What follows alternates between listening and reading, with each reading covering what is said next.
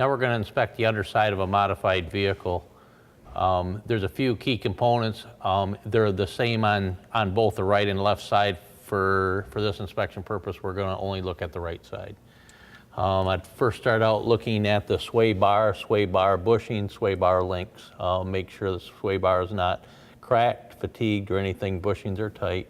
A-arm bushings here. We got to make sure that they're not worn out. At this point, I'm going to visually inspect the tie rod ends. We will inspect them for play and movement at a later date in this inspection.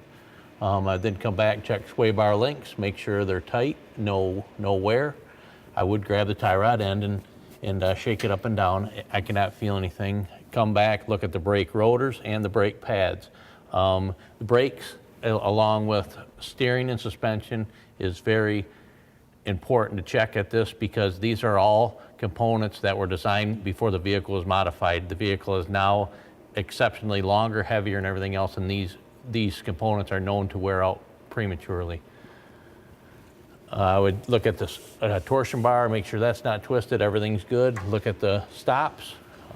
Okay, now we're going to look at the transmission and transfer case area. This here is pretty basic. The biggest thing we're looking for here is any kind of fluid leaks. Any kind of fluid leaks that hit exhaust or any hot component, it could be construed as a fire hazard.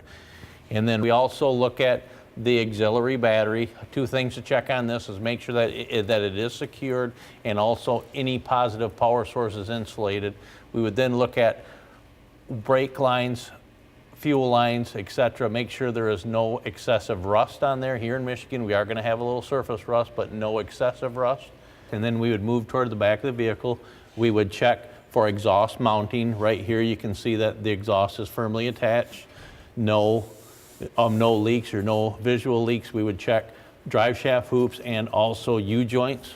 We'd move on back. You can see this here strap or support is broken. Both of these here are broken. That definitely would fail in inspection. We would check the rubber around the carrier bearings. Keep moving back.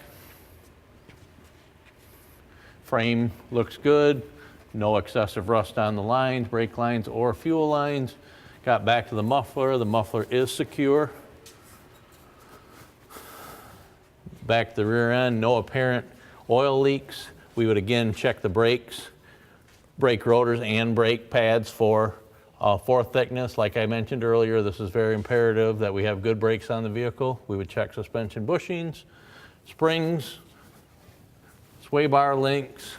This here exhaust on this gasoline-powered vehicle must be at or within 6 inches of the rearmost part of the vehicle. And that concludes our under vehicle inspection.